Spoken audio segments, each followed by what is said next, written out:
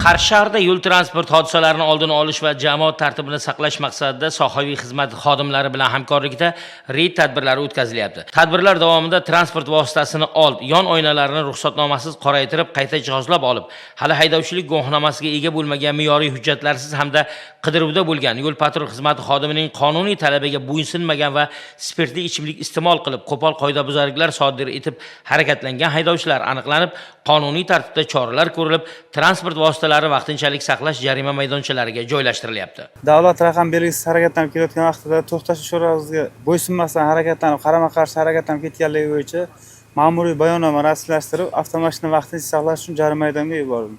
Reyd vaqtida to'xtatib tekshirilgan vaqtimizda haydovchi spirtli ichimlik iste'mol qilgan holda transport vositasini boshqarib kelayotganligi sababli Ma'muriy javobgarlik to'g'risidagi kodeksimiz 131-moddasi bo'yicha ma'muriy jarima qo'llanilib, tegishli tartibda jarima maydoniga jo'natilmoqda. Spirtli ichimlik uchun bundan keyin avtomashina boshqarmaysizmi? Nima boshqarmayman? Bilarmidingiz? Bilardim.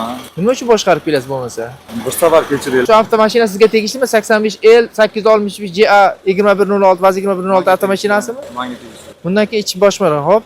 70D007 UA Kobul tushumli transport vositasi to'xtatib tekshirilganda old oynasiga, laboy qismiga ruxsat etilmagan tarzda tayyorlab ko'rib olgani uchun vaqtinchalik saqlash uchun jarimadan qo'yildi. Bu kabi reyd tadbirlarini tashkil etishdan maqsad fuqarolarning xavfsizligini ta'minlash, jinoyatchilikka qarshi kurash va sodir etilayotgan yo'l transport hodisalarini oldini olishdan iboratdir.